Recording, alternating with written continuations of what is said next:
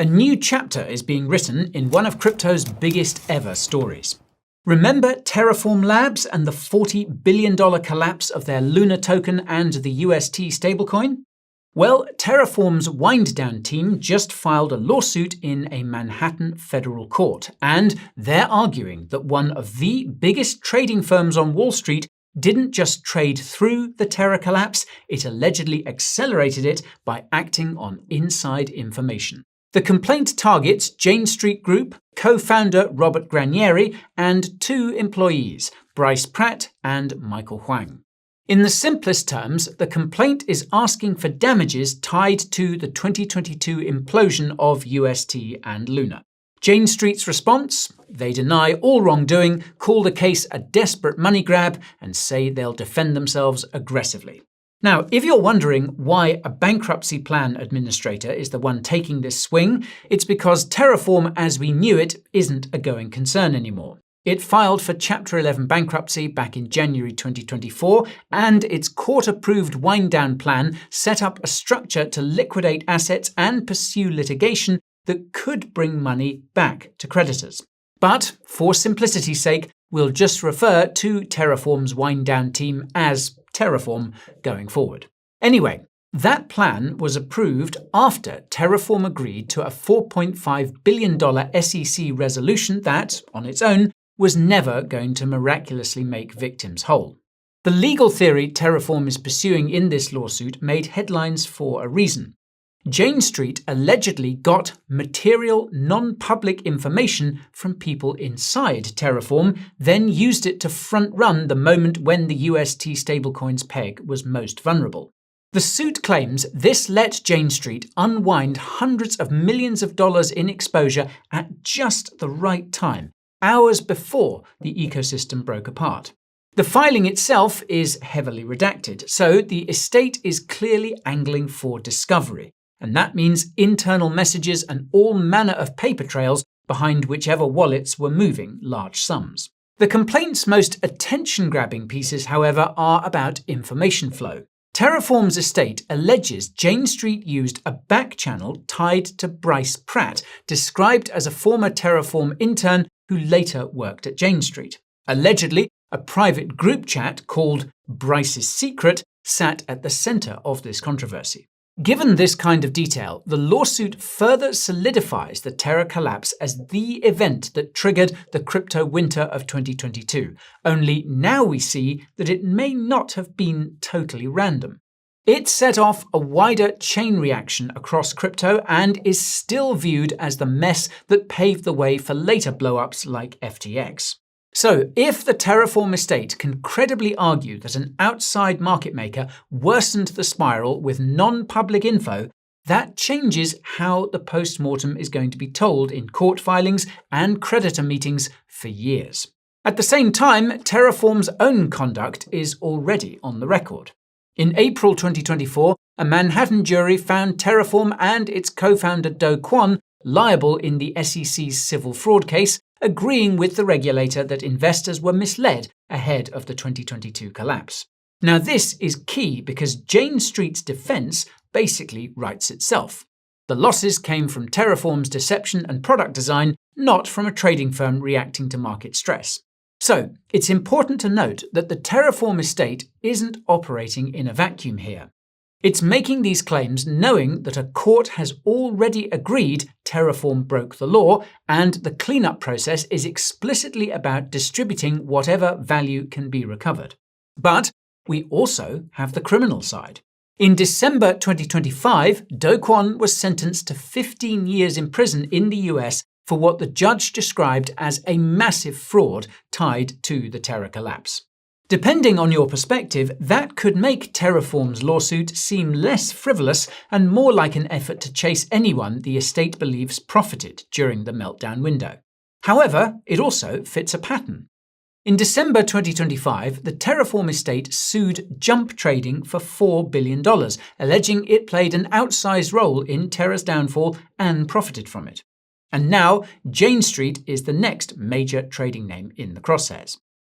If you're Jane Street, the incentive here is clearly to kill this before Discovery turns a redacted complaint into thousands of pages of sensitive emails and chats. And now, in order to get a good understanding of Terraform's allegations, it's worth taking a step back and reminding ourselves how Terraform's UST stablecoin was built. Terra USD, or simply UST, was an algorithmic stablecoin, meaning it wasn't primarily propped up by cash or treasuries sitting in custody. Instead, UST was supposed to be pegged via a swap mechanism with its sister token, Luna. One UST could be swapped for $1 worth of Luna, and the UST was burned when it was swapped. If UST traded below $1, traders were meant to buy discounted UST, swap it for $1 of Luna, and profit, all while shrinking UST's supply and pushing the price back towards the peg. If UST traded above $1, the incentive went in the other direction. You burn $1 worth of Luna to mint 1 UST, then sell that UST at a premium. Now, on paper, that two-way arbitrage was supposed to keep UST close to $1. The problem was that the loop depended on Luna holding up under stress. When people exited UST through the swap, Luna's supply expanded. And if the market couldn't absorb that new Luna without crashing the price, the backstop weakened quickly because the $1 redemption was paid in an asset that was falling as more of it got printed. That reflexivity was why the design was so fragile. In good times, UST demand burned Luna, and that could support Luna's price. In bad times, the mechanism ran in reverse and pushed more Luna into a falling market. Once traders started expecting a wave of redemptions, as they did in 2022, the pressure quickly built up. Burn UST, mint Luna, sell Luna, repeat. And as you may recall, UST demand also had a very specific driver. A lot of it flowed through Anchor, a Terra app that marketed returns of nearly 20% a year for depositing UST. This yield was a major factor in UST's growth, basically turning UST into a savings product for a huge chunk of the crypto ecosystem. But once that confidence cracked, the peg wasn't defended as portrayed in the white paper. It was defended, or rather not defended, on exchanges and in on-chain liquidity pools where stability depends on depth and balance. In other words, Terra was a major algorithmic stablecoin experiment that unraveled when selling pressure and redemptions hit at scale. And when stress hits hard enough, people and teams start taking drastic action and emergency measures. Terra developers halted the network's blockchain during the fallout to try to prevent attacks as UST and Luna collapsed. But because Terra was also wired into DeFi, the impact didn't stop at Terra native apps. The fallout was in fact so big that the Federal Reserve itself later studied how the failure transmitted stress through interconnected DeFi infrastructure, with bridges helping spread spillovers. And that brings us back to the recent lawsuit, because the Terraform estate has now fixed its eye on the exact timing of big liquidity decisions and huge flows during the collapse. It's looking at very specific actions where a few minutes appear to have changed the whole outcome. If they can successfully argue their case, history may be rewritten. And by the way, if you want to keep up with all the developments in this crazy debacle, along with major news from the rest of the crypto market, then you need to check out the Coin Bureau Telegram channel. That's where we share the latest breaking news, provide deep dive alpha, and give you the most important market updates, all pinged directly to your device so you don't miss a thing. So if that sounds good, then sign up today using the link in the description or the QR code on the screen. Okay, so with the Luna and UST mechanism in mind, let's dig into the specifics of Terraform's allegations against Jane Street, because this is where things get really interesting. If Terraform wants to change how the story of Terra's collapse is remembered, then that process begins with time-stamped messages and who had access before the rest of the market did.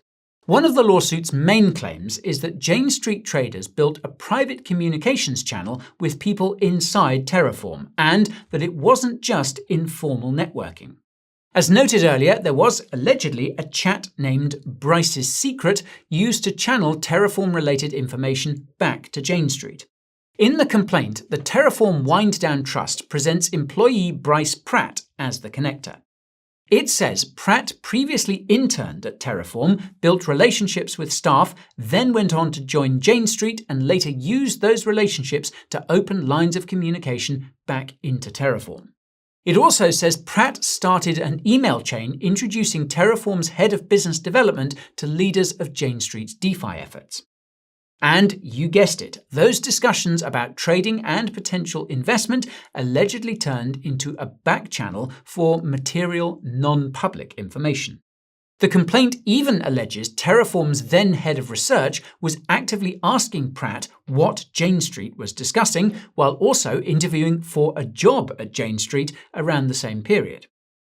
Even while UST was already sliding, the filing says Pratt was still operating as a conduit. And that brings us to the 9th of May 2022, when Pratt allegedly started a group message with Kwon and Jane Street colleagues about bidding on BTC or Luna. Bear in mind, this is while UST had already depegged and was trading below 80 cents. Terra was on the ropes, in other words. Apparently, Kwon replied by pointing to Jump co-founder Bill DeSommer and a possible fundraise. So, that's the part about who talked to whom.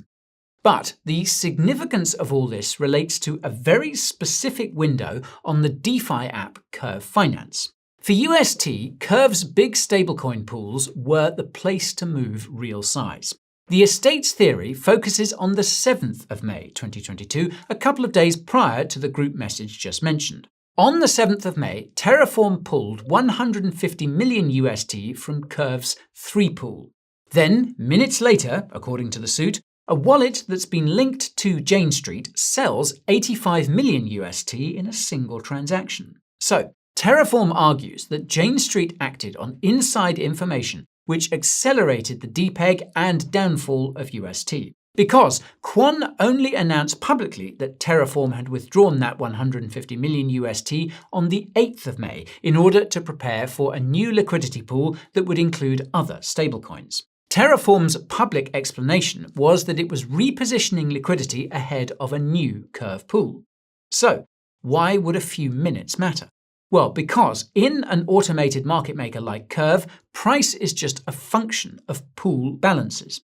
If you recall the Luna UST mechanism, it's fragile when selling pressure and redemptions hit at scale. So, pull enough liquidity and the Curve liquidity pool gets easier to imbalance, which means selling pressure hits harder and faster, and you can enter a death spiral. If you're a sophisticated desk and you know in advance that a major pool is about to get meaningfully thinner, you can trade that knowledge in a number of ways. You can reduce UST exposure earlier when the peg is still close enough to $1 that slippage is manageable. You can pre-hedge correlated exposure. And you can even be outright short a bunch of different cryptos. If you're making markets, you can also change how aggressively you quote and how much inventory you'll absorb, because you expect major volatility coming your way. In a fast liquidation cascade, that head start makes the difference between exiting on your own terms and being forced to take the market you're given. And according to the lawsuit, Jane Street capitalized on all the information it obtained through that open line of communication, including the group message on the 9th of May when UST was already depegged and Terra was really under pressure. But this is also where the case gets difficult. Blockchains show you what happened, but not who did it. Wallet attribution can be convincing, but in court it usually needs something off-chain to lock it in. Terraform will likely need some form of exchange records, counterparties, internal communications, or a clean chain of custody on who controlled which addresses. That is the hinge of the lawsuit's theory. The estate is saying the collapse wasn't just a fragile system snapping under stress. Instead, it's saying that certain players could see vulnerabilities thanks to privileged information and traded that reality to book massive profits. Now, Jane Street's position, as you might imagine, is that there was no pipeline, no insider advantage, and no causal link strong enough to pin this disaster on their trading. So, from here, everything depends on whether discovery turns these allegations into evidence that's overwhelmingly convincing. And that's the fork in the road for this case. Does it get to discovery, or does it get cut down before anyone has to hand over internal records? First, the estate has to get the filing into proper shape. The SDNY docket shows the court issued a deficiency notice telling Terraform to refile the complaint with the correctly signed PDF and to comply with the court's redaction rules. That came with a warning to Todd Snyder, Terraform's lead administrator, that the case can be closed if they don't fix it. But that likely gets done hastily, perhaps by the time this video comes out. So, if they refile and serve Jane Street, the next move will likely be an early attempt to kill it, a motion to dismiss. Jane Street will likely argue the complaint is a story built on timing and suggestive chat screenshots, but that it doesn't plead a legally solid chain from confidential info to wrongful trading. If the judge buys that, Snyder never gets discovery and the case ends quickly. But if the judge doesn't, discovery is where things get heated and it's time to grab your popcorn. The Terraform estate will want what the blockchain can't give us. Who controlled the wallets, what was traded on which venues, what was said internally around the 7th of May curve moves, and whether any of those messages were actually treated as confidential. Jane Street, meanwhile, will try to narrow everything and keep proprietary trading details sealed. For the insider trading allegations, the legal test would be pretty traditional. Was the information non-public and material at the time? Was it shared under a duty of confidentiality or misappropriated? Did trading on it involve deception or another actionable wrong under the claims being asserted? The crypto market has seen regulators and prosecutors try to answer those questions in other cases too. In 2023, former Coinbase product manager Ishan Wahi was sentenced to 2 years in prison for tipping others about upcoming token listings. That's a case prosecutors described as the first crypto insider trading case, even though it was charged as wire fraud conspiracy. Now, of course, we're currently under a different administration than we were back in 2023, so it's not exactly a perfect comparison if we're trying to gauge repercussions for insider trading. Nevertheless, if the case proceeds and the evidence against Jane Street is compelling, we may see some harsh penalties dished out. Bear in mind that Terraform's case is a civil one and not a criminal case, so prison isn't on the table unless a separate criminal case is brought forth. The law can also push back when insider trading is stretched into novel digital asset settings. Last year, a US appeals court overturned the conviction of a former OpenSea product manager in what was acknowledged as the first NFT insider trading case. The decision came down to flawed jury instructions, so the message is that judges want comprehensive theories, not just raw facts. Other than these scenarios, what are the possible outcomes? Well, the parties could settle because fighting over trading records and sensitive communications is expensive and unpredictable for everyone. It's also worth noting that Jane Street is already fighting a separate, high-profile regulatory case in India after being barred from local derivatives trading for market manipulation.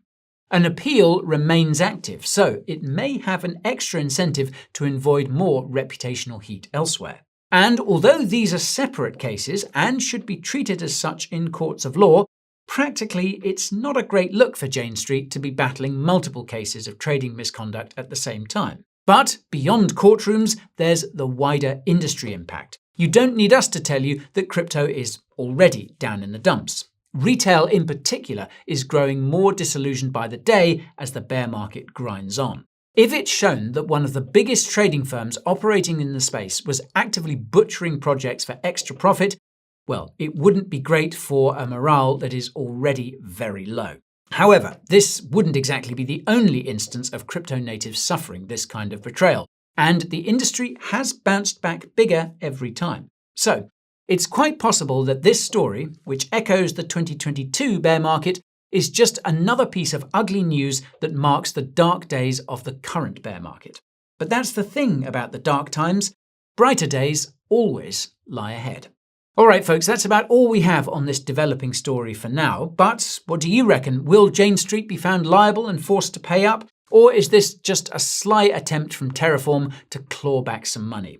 Let us know your thoughts down in the comments. And speaking of stablecoins, if you want to learn why stables that actually hold their peg are at the center of a battle between banks and crypto, then you should check out this video right over here.